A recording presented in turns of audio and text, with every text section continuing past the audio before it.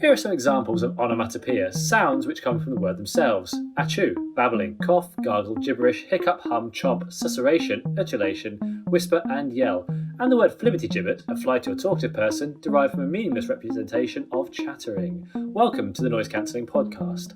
We're here to talk about all things tech. I've just read out some things from Wikipedia, which is on the internet, therefore technology. Let's see who's on the podcast today. I'm Sherri L. Editor-in-Chief of Laptop Mag. I'm Matt Swider, Managing Editor at TechRadar. I'm Chris Barraclough. I'm a creator of a YouTube channel which has the very mature name of TechSpert. And I am Gareth Beavis, Global Editor-in-Chief of TechRadar, and very good at reading Wikipedia pages. I'll be honest, there's some of these things on here that are not a list of onomatopoeias that I'm not sure are politically correct these days. I'm not going to read them out, but feel free to have a look and make your own decisions there. Welcome to the Noise Cancelling Podcast. It is the time where we talk about all things tech, try and pretend we're knowledgeable, and generally fail, but hopefully you laugh. Also, I mentioned my dad. That happens too. So this week, we've had quite a lot happening. There's been a lot to talk about, so I think we should dive right in. Except, the first thing, sadly, the inventor of the mouse has died. William English, known as Bill to his pals, has unfortunately died of respiratory illness. He's over 90 years old. He was obviously credited with inventing the mouse, the thing that we know today and is such a useful input device. He was also part of something called the mother of all tech demos. He helped engineer a lot of that, which is where we saw things like the birth of spreadsheets, hypertext, even things like wirelessly transmitting the presentation. This is all in the 60s. This is crazy. And I do urge you to look at this stuff in the future because it's really quite interesting. But William English with some plywood and two ball sensors inside made the mouse.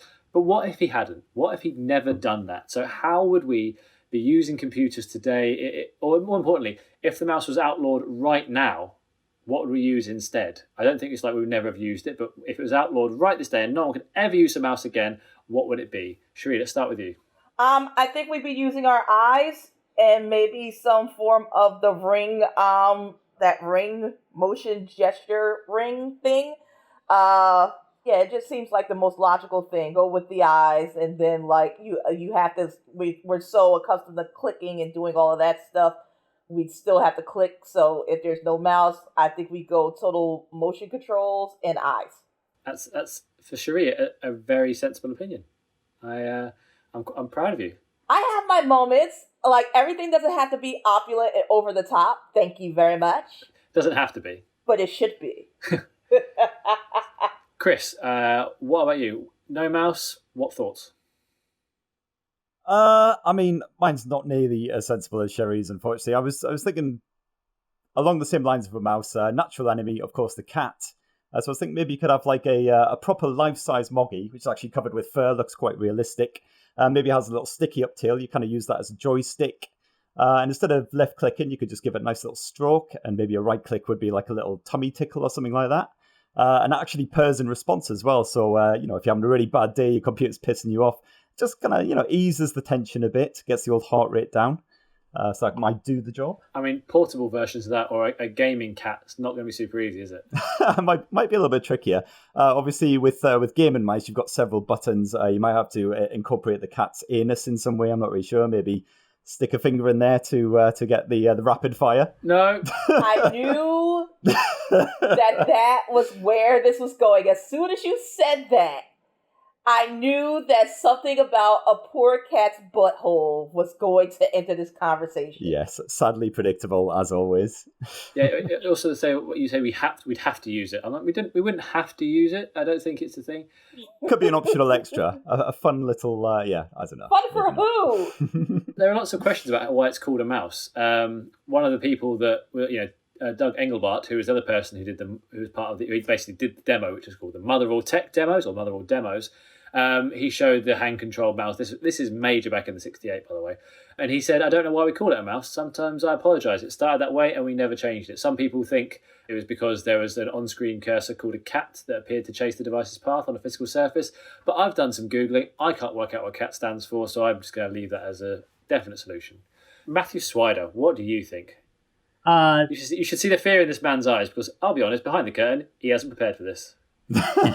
No.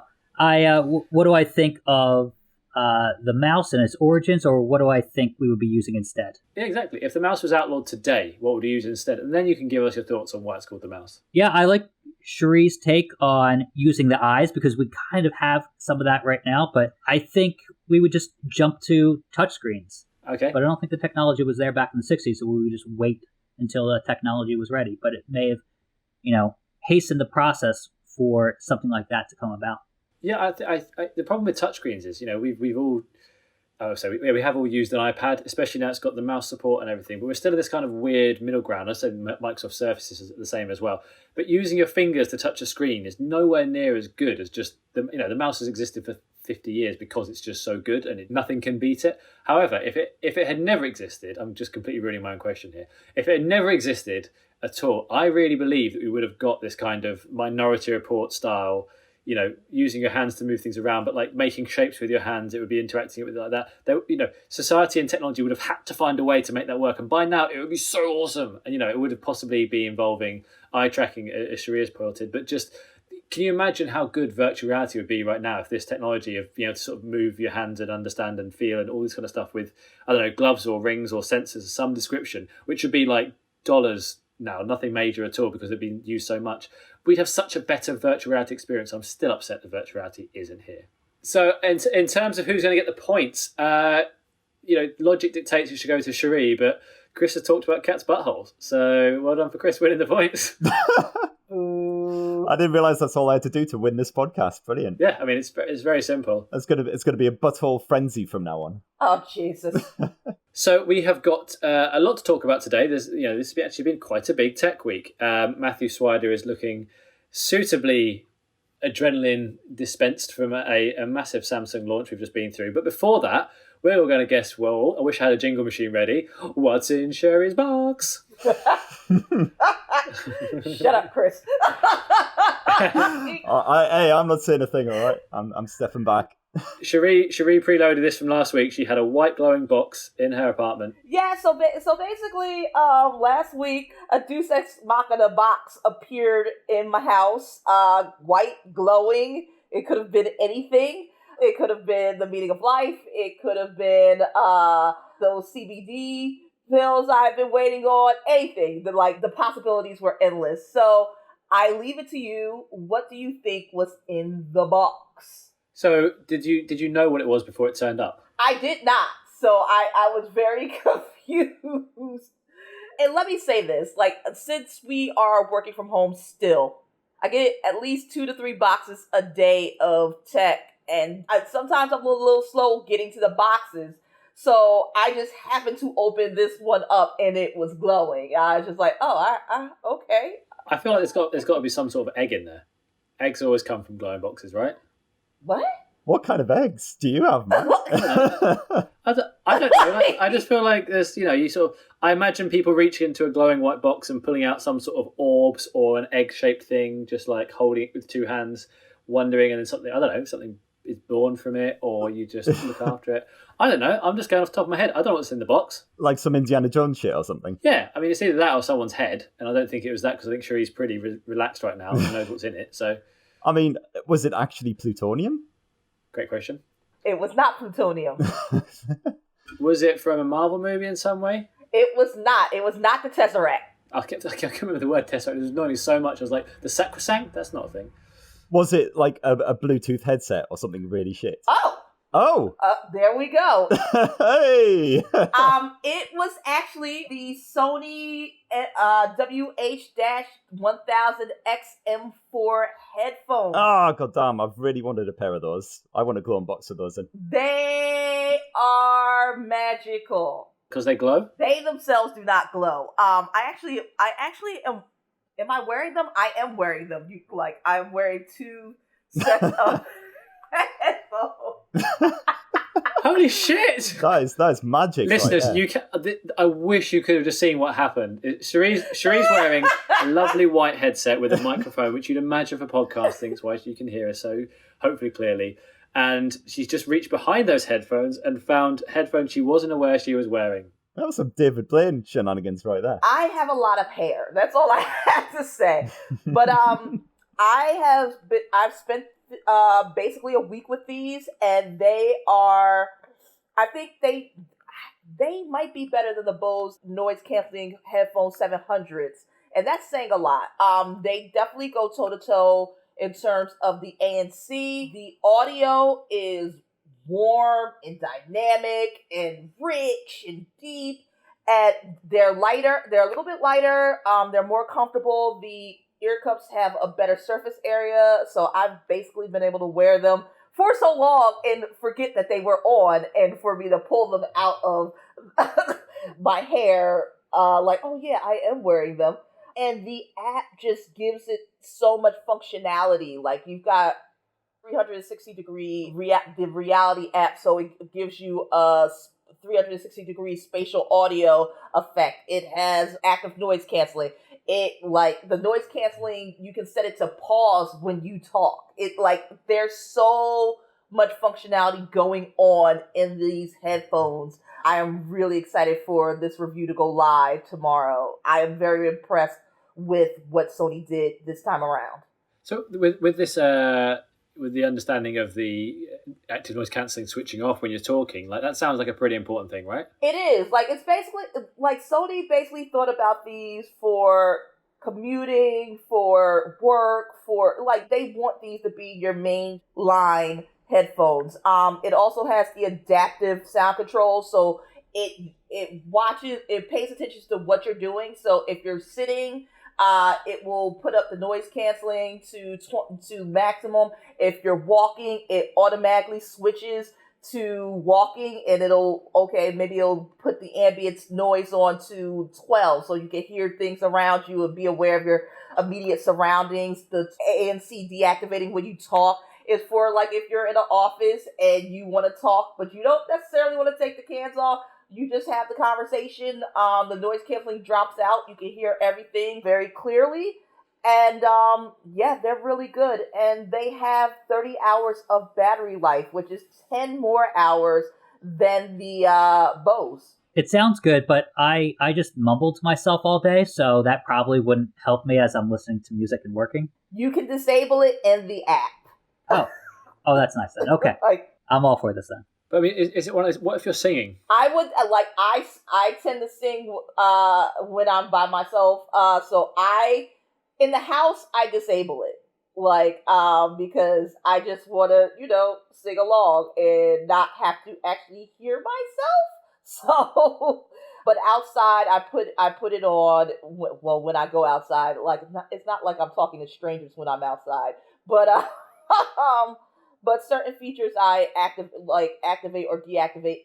And the good thing about it is, if you do it enough, the headphones in the app learn, and they'll ask you to register a spot. And so automatic presets will come in that spot. So if I'm at home, it knows that I'm typically sitting, I'm typically working, so I have the active noise canceling as far as it can go, so it automatically switches to that mode. That is pretty cool. Yeah, it's really, really cool. Like, I'm really excited for folks to read this review. Right now, I'm thinking about giving these 5 stars. You'll know when the review goes live. They are expensive. How much are we talking here? $349. So they're not as expensive as the Bose when they first came out, which were $399. I think since they've been out a while now, they might be $209. Don't hold me to that, but they are a little expensive. And the touch panel control on the right ear cup can be a little bit finicky, but I think there's a firmware update coming later in the month that will fix that, so that might change.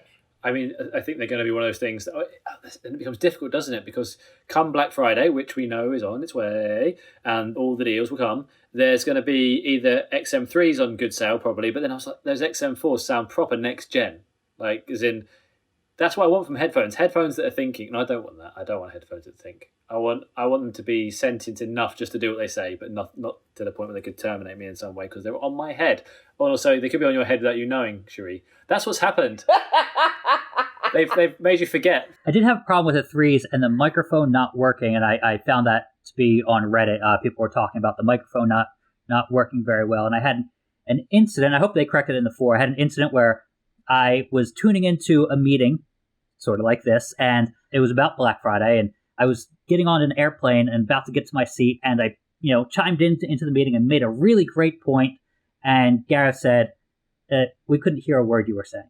And it dawned on me that these expensive headphones just didn't actually have one critical functionality, which is the microphone. Has that been improved? That has been improved. They actually have 5 microphones. So you've got 2 beamforming, you've got 3 to pick up the rest of your conversation. I've actually been calling people on this. My brother said I sounded very clear, as did my mom and a couple of cousins. And for their end, it was so clear that I could hear my niece in the background as she was talking to me, telling me how she was about to learn how to play Spider-Man, and my heart melted into a huge puddle. She is 37 though, right? No, my niece is my niece is 5, and she's adorable. She can be adorable at 37. But she's 5, so Okay. Right, let's go on to today's sweat-inducingly big news. Matthew Swider, Samsung Galaxy Note, and all that. Yeah. What's going on? Tell us all the gossip. There's a lot that's happened, right? Yes, and I put in my live blog, which someone just messaged us about. There's like, was this? It was a pun about there was a lot to unpack. Wah, wah, wah. Pun number 1 of the podcast. Unnecessary pun number 1. It was probably Samsung's biggest launch. The S20 is a better selling phone, that series, but the Note 20, it's a bigger phone, and also it has a bunch of other side announcements. So you have the Watch 3, the Samsung Galaxy Watch 3, and that's the first time that Samsung has given us a sequel to the original Galaxy Watch from 2 years ago. They had some active watches in there in between, but I don't consider them canon. They're kind of like these side projects that they do. So where's the Watch 2 gone? They skipped over that. They thought it would get confused with the Active 2. Exactly. You put an active and an Active 2 watch together, and that forms the Samsung Galaxy Watch 2. But they skipped it to do the Samsung Galaxy Watch 3, and that's probably the thing I spent the most time with ahead of Unpacked, and I really, really, really liked it. It combined some of the fitness features that were in the Samsung Galaxy Watch Active 2 with the kind of the aesthetics of the original watch. So Samsung likes to label the Galaxy Watch, the original one, as their lifestyle watch, and then the Active as their more sport watch. Well, this gives you the sport functionality, plus it has a little bit of the style that the original watch had, but it's not as chunky. So I kind of like that. Still same big 1.2 or 1.3 inch screen. So they erased a lot of the heft and the some of the bezel, but it still has this rotating bezel, which I find really unique. So if you want to navigate these circular menus, because it's a round watch, you just rotate the bezel and it has this click, click, click function that it's really nice tactical feedback. So that's the watch. Really great fitness functions on there. The phones are the star product, and I would suggest if people are deciding between the two, the Note 20 isn't quite as good. It has a full HD screen, no 120 hertz refresh rate, and no micro SD card slot. So it's missing a couple components that you do get on the Note 20 Ultra. Also, the Note 20 Ultra's camera should be better, although I am a little bit skeptical of the autofocus on there. We've had problems with the autofocus on the S20 Ultra that came back, that would launch back in February and came out in March. And it got a series of updates to kind of fix the autofocus on the 108 megapixel camera. Samsung, it's theorized that they can't have the same dual pixel autofocus on the 108 megapixel camera, so they went with something that's a little lesser. It's called phase detection autofocus. At the end of the day, it's a different autofocus, and it wasn't quite as good. So I'm kind of interested in seeing if the Note 20 Ultra has the same issues. But it's an expensive phone. It cost well over $1,000 in the US. Whoa. $1,299. Well, that is well over. Yes. Not even close. Yeah, I think it's at $1,099. I was like, okay, I was trying to get used to that. But $1,299 is that for the base model as well? Yes, for the Ultra. The Note 20, the regular Note 20, will be well under $1,000, as in $999. So clearly, I don't know the use of well under and well over. Yeah, but no, the both phones are are all right. I would just go for the Note 20 Ultra if you're kind of on the fence about the two. Of course, go for the Ultra. That's a $300 fence. But the specs are so much better. It's worth it. A lot of people want a smaller phone, so they'll see 6.7 inches, even though it's still a big phone, versus 6.9 inches on the Ultra. And they're like, I'm going to go for the smaller one because that fits my hand better. No, just don't do that. That's not the reason to get the smaller version. In many cases, the lesser version. So the S Pen has a feature in it I really like. It's the stylus that Samsung uses. You can record audio, and at the same time you're recording the audio, scribble down some notes. But, you could do that before, but this time it syncs together. So if you're in like a class as a student or in a business meeting and, someone's talking about point number 1, point number 2, point number 3, and you're scribbling that down, you don't have to take exact notes. You can just go back, type point number 2, and then it'll recite the audio that was said while you were writing down point number 2. So you can just make just generic note. You could scribble an X, and it'll, play back what was being said at that moment. Super great idea for journalists. It actually comes from something that is now defunct, or pretty much defunct, called LiveScribe. That's that technology. I used it for years, and I'm really excited to kind of use that when I have to do a briefing for a lot of these phone events and not have to write down the resolution and write down things so quickly. I'll have, what was being said at that moment. And it's basically an interactive timeline instead of just a bar. You say, oh, resolution, tap that, and then it'll enunciate what was being said. Do you still think, I'm still, and I'm talking, a decade of looking at notes now, I still can't get used to writing on a screen, like with a stylus or let's say an S Pen, but Mark Chaxfield, the ex-deputy head of TechRadar, called it a Pen S when it was launched in EFA all the years ago, and it still makes me happy. I still sometimes watch the video, he's like, and it comes with a Pen S, and it's like, That's such a good point, because every year we bring that up, and we haven't brought it up this year, this launch event. Keeping it alive. John McCann, our current deputy editor, has tweeted Mark to say Happy Pen S Day, so it's fine. Oh, I have to like and retweet that. That's great. I did this morning just kind of tease out what was rumored and what was kind of confirmed about the Samsung Galaxy Unpacked event. Ahead of time, I took a picture and I tweeted it out, and it was a checklist on my Note 10 Plus about, what was rumored and what was confirmed. That took about 5 minutes to make that checklist because I wanted to make it pretty. But it is, to your point, it's not super simple to have good penmanship on the S Pen, but for just notes, I think it's, just scribbling stuff down. It's really good. It's fine for that. And, kind of, it goes to my point that recording audio is going to be key because you don't have to be so exact anymore. So I think it's a wonderful new feature that kind of is going to fly under the radar for a lot of people, but it's the thing I wanted for an S Pen. And actually, I asked Samsung to put that in like about 3.5 years ago, 2.5 years ago. And, was hoping they would. I don't know if they took that idea and used it from what I said, or they just magically came up with it themselves. But I'm super happy about it. I mean, I do want Swider somewhere in the source code. So that's all I ask in return. Well, they'll offer you. You'll have to pay you royalties. So absolutely, that's not gonna be in there. But I freely give it up as a journalist. I don't think I can profit from it. So otherwise, if I could retire on that, yeah, sure. But no, I don't think I can do that. I think if it does really take off as an idea and people do engage with that, that's got to be coming to the iPad, surely. As a kind of, I've just been checking the notes. There's no way to take audio in that, but typing and sort of writing and audio at the same time, that's got to be happening for the iPad as well, surely, because that's all what Apple is about. It doesn't have a stylus, of course. It's just a pencil, not a stylus. But if there was such a thing on there, then that would be a really good thing as well. Was it the Ultra or the Note or we haven't talked about the Buds? Yeah. Just realised. The Buds are interesting. They're $169 in the US, and they're good. They don't have the ear tips in there, which is interesting. And for that, like, perfect seal. Because they look like beans. Yeah.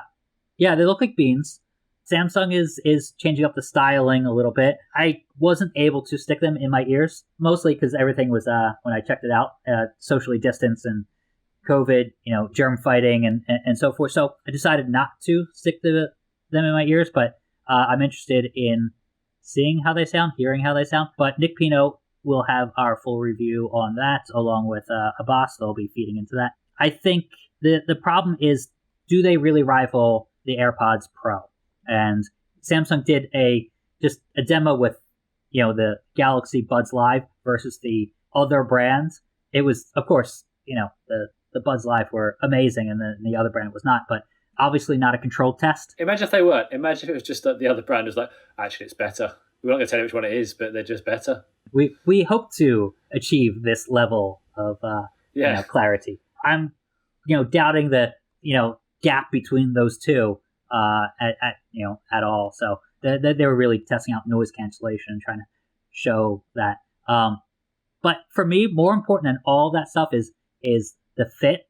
And I have currently the AirPods Pro in, and they feel like they want to just jump out of my ears at times. So if the Buds Live fit better, that's going to be probably a little bit more important than 10% more sounds here and there. Sherri, you obviously love having over-ear headphones on so much you'll wear two at once. What do you think about Earbeans? I'm excited to try them out. They look amazing. First of all, let me just say, Mystic Bronze. Yes, that is the color of the year. I am here for it. People hate that color. What? Yeah. No. One of our writers said his girlfriend was watching the stream with him and said, "Oh, that is disgusting," and he was inclined to agree. No, that's wrong. That's a wrong opinion.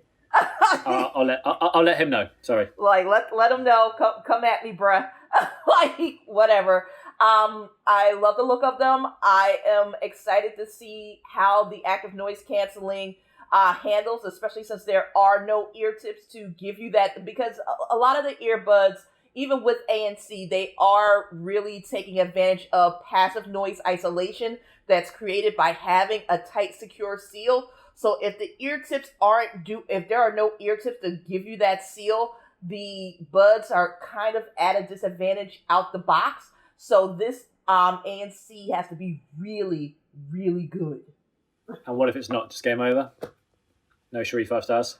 If it's not, it's just a waste. It's like, okay, so with the ANC and you have the always listening on, you basically lose 3 hours of battery life, because these Galaxy Buds Plus, they had an estimated battery time of 11 hours. These have a estimated battery life of about 8.5. So you're losing a significant amount of battery life in the service of active noise canceling and all these and always listening. And if it doesn't work, I would have rather have just had passive noise isolation and 11 hours of battery life. And it's interesting because Samsung's been playing around with this for quite some time in terms of active noise cancellation, but it's been only sort of launched in South Korea and locked to these. Samsung loves to put the best stuff in South Korea and not bring it to the wider world for some reason until much later. And I'm glad to see it's finally here. And at the very least, I'm glad that Samsung is not just copying Apple and doing a long stem thing that floats around and just looks exactly the same. OnePlus, Huawei. There's all a lot of very similar long stemmed earbuds. It makes sense. It's a design that's not just locked to Apple. It makes sense as an actual design. Aesthetic, if you're going to be doing it technologically, but visually, it looks a bit weird. The amount of, still go back to it, the amount of hate I got for wearing the AirPods when they first came out that first day was ridiculous, ranging from you look like you've got toothpaste heads in your ears to someone's jizzed in your ear.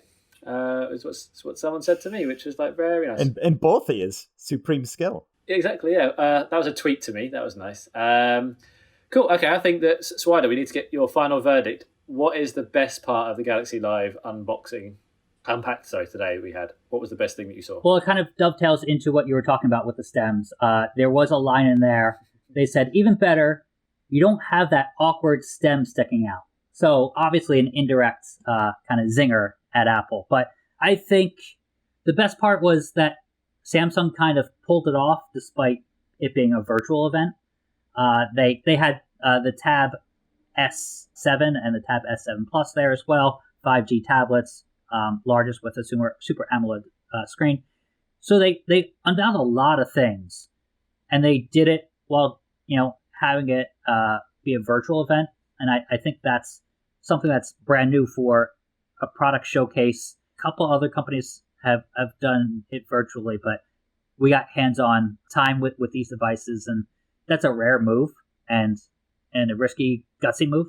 We are way over time with this podcast, but I have to ask, in these COVID times, that is quite a gutsy move to allow journalists to come and to test things out. I've spoken to a number of people who have been to these briefings, and they all were very complimentary with how much thought Samsung put into it. But equally, there are lots of people who say it's ridiculous to have any kind of gathering whatsoever. And these just to see a new phone, what's that about? But as journalists, it is critically important for us to do our jobs to be able to see this stuff. But where do you land on that side of it? Was it important enough to do it? Was it handled in the right way? Did you feel safe? Yeah, and everything was voluntary, and so I signed up to do this. I volunteered to do this, and it was the precautions were almost, I would say, extreme, but you need to be extreme at these times. So, to get anything I touched would be wiped down. So that was very good. But you're absolutely right. It's critical to test these devices out, and otherwise we're just taking someone's word for it, and that someone will be Samsung. So you don't feel any confidence when you're going to buy a over $1,000 product, $1,299 product, and the only people who've tested it out are Samsung people. So you need that independent journalist, and so I'm happy to volunteer to do that. Otherwise, you're just getting your news from the person who wants you to spend a whole bunch of money. I'm glad. It is a difficult one, and I'm glad the whole thing was done safely. And I think you're right. It has been amazing how companies since the lockdown have managed to handle virtual events. Apple's ones I feel have been pretty successful as well. Very slick in terms of spinning around the Steve Jobs Theatre and stuff like that. It shows it can be done, but I do really miss going to these events and kind of the hustle and bustle of trying to grab a picture and eating weird food for all day long and realising you haven't eaten for another 7 hours after that. It's just I miss those days. But anyway, talking of forays into other things, let's talk about what Chris has got to say today. The Google Pixel foray. Oh, so we did a good segue. Very good. I didn't expect a clap. Thank you very much. Google Pixel foray came in just before the Samsung launch. It's been a busy week. Super busy. But yeah, the foray, I'm just glad that it launched at all, to be honest. I honestly was wondering if it would be the Pixel foray launch or the Apocalypse that would come first, and it was the Pixel foray. Though it's not actually going on sale for another couple of months, so the world has still plenty of time to end before then. But yeah, basically, there's been a lot of good mid-range Android phones launching lately. One of the biggest names out there is the OnePlus Note, of course, got a lot of headlines, helped along by the fact that they were launching it for about 3 months or whatever. But you've also got the likes of the Realme X50 5G, the Moto G 5G Plus, and basically a lot of good mid-ranges that have premium specs. In fact, the kind of specs you won't find in the basic Note 20, like a 90Hz display. A lot of them use Snapdragon 765G, so you've got that 5G support built in. The Google Pixel 4a, it's kind of a little bit more awkward in that the specs aren't quite as premium as a lot of the competition. But what you do get with the Pixel 4a is one of the best cameras, hands down, on any smartphone out there, certainly for that sort of price point. It's just so easy, just point and shoot, and you get great looking results. HDR, nighttime, doesn't matter when, just great stuff. It's a nice compact size as well, 5.8 inches. I can't remember the last time I held something under 6 inches like this year. It just blows my mind how dinky and light it is. It's lovely. And also, of course, you've got that lovely stock Android with the guaranteed update as well. So it's quite a lot of positives about the Pixel 4a. And I think for the everyday user, it'll do the job nicely. A lot of them, they want that all-day battery life. They want the great camera, and probably not that bothered about the super fast performance or anything like that, or the 90Hz display, as lovely as it is. So yeah, it's a good proposition. I mean, I have no idea, and I mean no idea how no one else is laughing at Chris just saying I haven't held anything under 6 inches this year. Like everyone just glossed straight past that. I chose to be an adult. I was expecting you to pick up on that one, Gareth. Sherri and Matt were both just sitting there, just happily listening, nodding sagely along, and I'm just crying with laughter in the background. I chose the high road for once. But do you think are we in a world where, I mean, especially at the backdrop of $1,299 for a Galaxy Note Ultra, it's really hard. Sort of, we've talked just there saying about if you've got the two different choices, go for the Ultra. I mean, it's $300 difference. That's a lot of money. It's almost as much as just buying a Pixel 4a. Listen, I'm spending that money. Samsung, barring this phone having terrible battery life, Samsung is getting that $12.99 from me. It's happening. Yeah, I think that's the thing. Like Samsung fans who love that Note, love the S Pen experience, they're going to go for that. It's quite a niche device, but it'll satisfy the people who buy it. But for the everyday user who's not bothered about an S Pen or indeed a Pen S, the OnePlus Nord, the Pixel 4a, they're going to do the job absolutely fine. Definitely. In terms of which one did you prefer out of the Nord and the Pixel 4a? It kind of depends on what you want. I know it's kind of a crap sit on the fence response, but the OnePlus Nord, it's got the 90 hertz display, which is just so slick and smooth. It's got the 5G support if you're bothered about the future proofing, but I think out of the two, probably the Pixel 4a just about wins it because of that compact size, and I do really love that camera tech as well. It's just so easy to get the grips with. Right, I think it's time to go and find out just how well Chris can do if he's talking quickly. But before that, I think we should take a quick break. So everyone, recharge your glasses or your bottles of water, and we'll be back in just 2 seconds.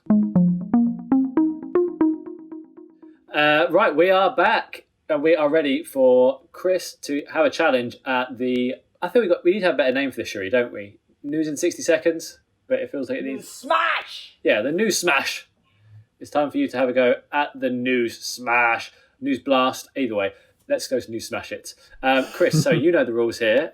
You have 60 seconds. You've got to explain as many news stories over the past week as you can, so that the listeners, all they have to do is turn this podcast on for 60 seconds. How they would get to this point having not listened to it, I don't know. And they can get so much information about what's been happening in the industry without having to do any kind of long listening. Hopefully they don't do that because they're enjoying this whole podcast. I mean, there's that bit where you mentioned 6 inches and how Sherri had 2 headphones on. That'd be awful to miss that. But let's see how you do. So I'm going to count you down, and you have got to, as we mentioned, give us as many news stories in 60 seconds with explanations. 3, 2, 1, go. Okay, so New Hampshire is apparently the first US state to allow flying cars on the roads, even though flying cars don't actually exist yet. So someone's been watching too much Back to the Future. Apple has asked UK landlords to cut Apple Store rents in half because obviously they're paying far too much tax as it is. They definitely don't have enough cash. Garmin has confirmed to pay ransom to retrieve all of that data that got nicked a little while back. Apparently it was $4.5 million. They probably should have just got all Mel Gibson on them or something like that. That would have been easier. iPhone 12 prices leaked. They start at $700. You could save up for that, or you could just buy an Android because they're better. DualShock controllers won't work with PS5 games. Sony has confirmed it will only work with PS4 games that are backwards compatible, so that sucks. Worldwide tablet shipments have risen 18% in Q2, no doubt due to all the COVID randomness. No doubt Sherri will be happy about that, as she deeply believes in tablets. Nvidia is going to buy British chipmaker ARM for a reported $32 billion. It's looking more and more likely now. Really bad news for any Nvidia rivals who use ARM chipsets in their stuff. That Twitter hack that happened recently, verified accounts taken over. Oh, already? God damn, that was quick. So the last one, does anyone feel they fully got the story from the Twitter hack? Are we going to allow him to have that one?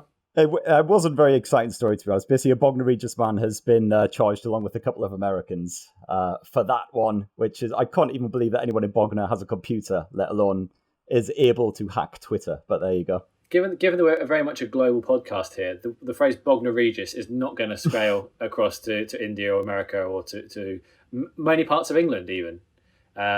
It's a very lovely seaside resort where people would go, mostly in the 70s, I feel, to go and have a summer holiday when going abroad wasn't the thing that you did. Okay, I'm going to give you 7.5, Chris. That puts you into second place. Good stuff. Oh, wicked. That'll work.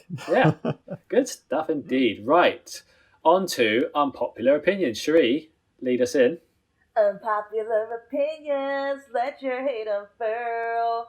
We're going to be talking about Samsung, because I don't believe in the fold. Unpopular opinions. Yes! So here it is. While I just don't like the fold, and I love big, gigantic, ostentatious phones, but the fold, I'm just not convinced about it. I need more convincing. I don't like that when you actually do the fold, you have that skinny display, that the aspect ratio doesn't work. I'm just not with it. Like, the way that I love the Notes is the way that I am just not a fan of the fold. It's like it's the antithesis to the Note. I just can't do it. 100% agree. Does anyone actually use the fold? Because the only time I've ever seen it is in press events when, of course, all the journalists are whipping them out of their pockets. And the best part is, because they're so big and heavy and shiny, as soon as everyone sits down, immediately the Note starts to slide out of the trouser pocket. Not the Note, sorry, the Fold. And you just hear a cacophony of them slamming on the ground. People shuffling around trying to get them back. I don't think anybody bought it outside of the press, or because they got a review in it, because our TechRadar review said this is the best phone that you shouldn't buy, or the most advanced phone you shouldn't buy. So I think they took our word for it. But I'm a big believer in the Fold. I want it to go Fold even more. I want it to be like one of those comedies where someone's reading names off a scroll and then the scroll just keeps going and falls down to the ground and unfurls. That's the future of phones for me.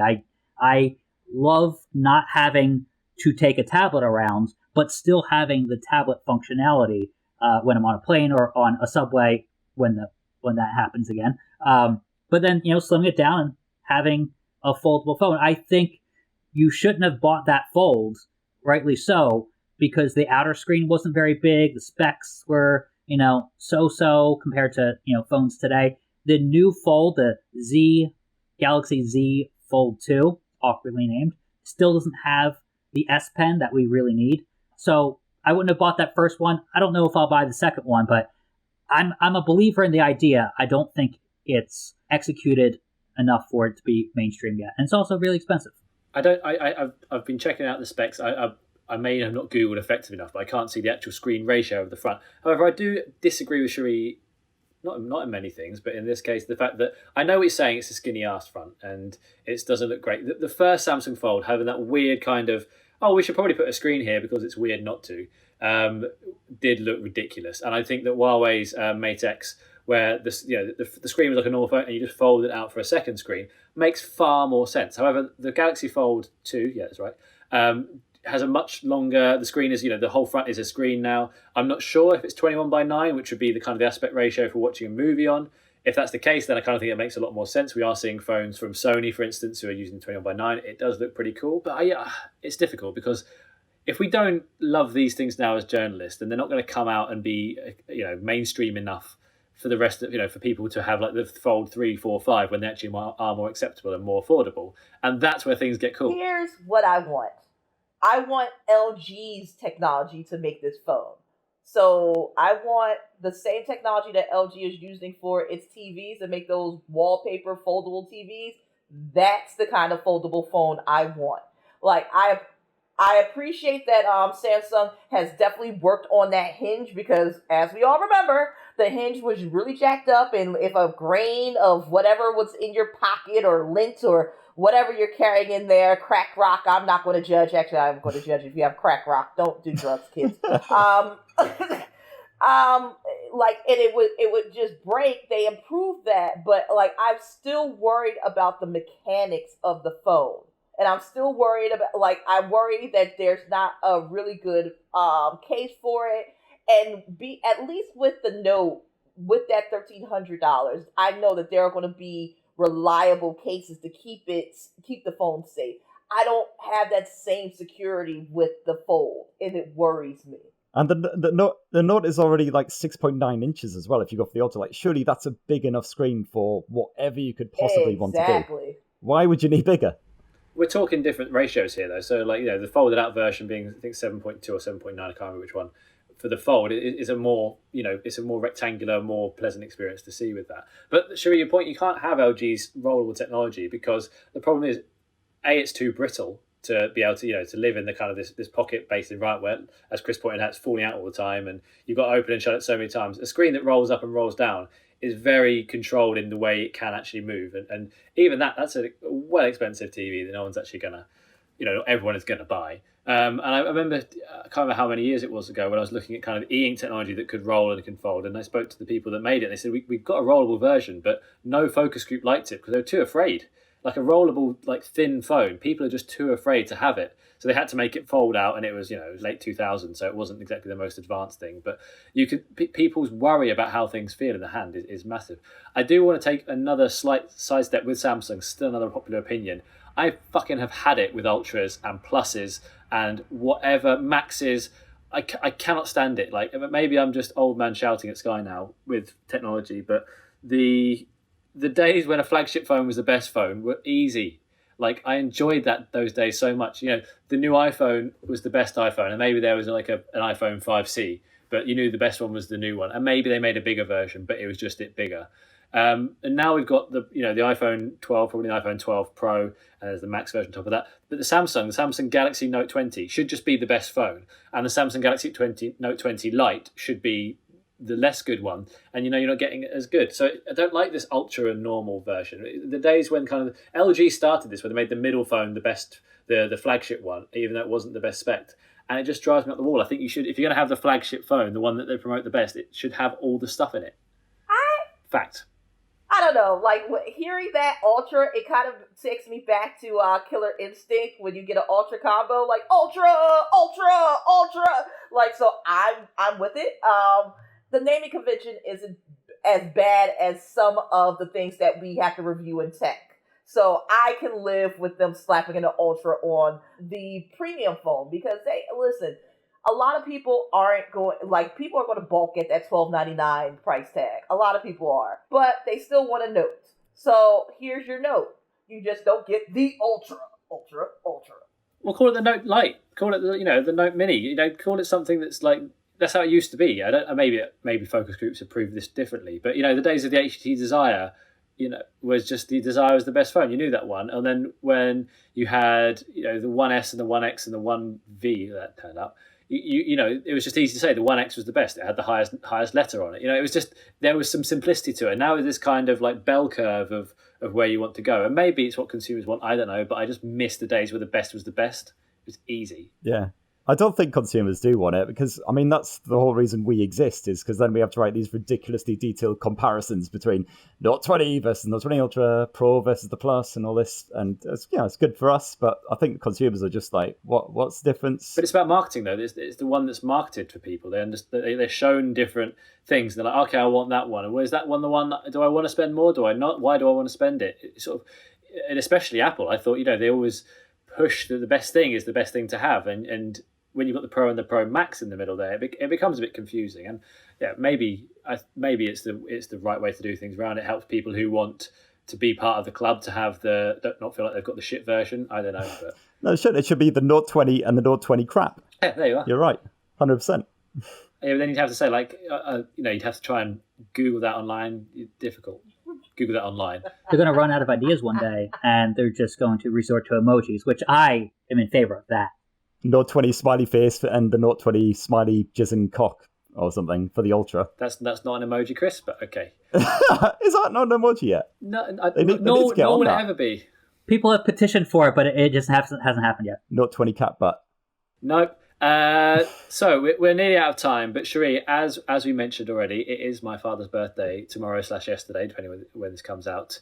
Have you made him a jingle yet? I thought about this. Bum bum bum bum bum bum bum bum bum bum bum bum bum. Happy birthday, Gareth's dad. I don't know your name, so this is kind of bad, but happy birthday anyway. And I hope that you have a great day. Very good. Did you write that yourself?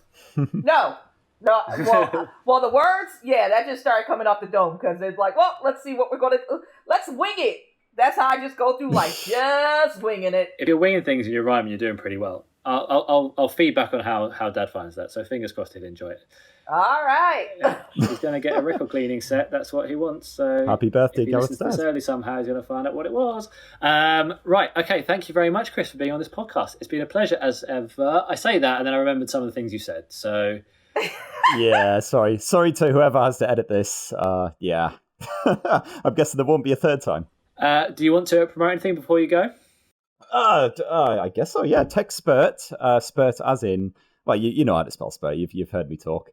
Yeah, go on the YouTubes if you want to see another guy banging on about tech stuff. That's exactly what the world needs. Have you taken the TEXPERT URL just in case? No, some motherfucker's already got it, and it's actually a legitimate company as well. A legitimate company thought of TechSpurt before me, and it's a genuine business, whereas I'm just some bloke on the YouTubes making knob jokes. And now podcast as well. Well, thank you very much. Matt, how can people get in contact with you or find your fine work? Yeah, contact me on Twitter at Matt Swider, and you should be checking out my 72 hours with, or 24 hours with, depending on when you're listening to this, with the Galaxy Note 20 Ultra that Gareth loves the name of. And also the Samsung Galaxy Watch 3. I'll be running around New York City at a distance from people with that to test it out. And Sherri, I'm sure people can contact you in some way. Of course, you can find me on Twitter and Instagram at MissSmith11. That's MISS Smith. Again, I can't spell again. Here we go. 11. And of course, check out Laptop Mag, like for all things laptop, tablets, and we're getting back into smartphones. We're coming for your neck, TechRadar, and all my sister sites. I love you so much, but we're coming back. So stay tuned for our upcoming review of the Note Ultra. I love it. I love that thing. As well as the Buds Live and the Tab S and anything else pertaining to Samsung. And definitely check out our review of the upcoming Sony headphones, Laptop Now, Laptop Then, and Laptop Forever. And I am Gareth Beavis, Editor-in-Chief, as I mentioned, of the wonderful TechRadar. You can find us on all the internet socials as just TechRadar. That's where we go. We have obviously wonderful content for you to check out. We've got loads about the Samsung Galaxy Note 20 if you wanted to hear any more. I think we've covered it extensively. But you've got everything you need to know about cameras, laptops, smartphones, smart homes, so many things. I can't even think about them off the top of my head. But I am really excited to see what we all think about the XM4s, because who knows, those could be the next headphones. But thank you very much for listening to this episode of the Noise Cancelling Podcast. We are, as ever, part of the Audio Boom Originals Network. Many other fine podcasts to check out there. Please do check them out. And as ever as well, if you subscribe to this podcast, you will find out more when it happens. It's always on a Friday, but you can get the latest episode right downloaded to your phone straight away if you use Apple Podcasts, where you can review us, give us 5 stars, Spotify, many other places you can get your podcasts. Subscribe now. Thank you very much, and goodbye to my guests. Bye-bye. Bye. Bye-bye.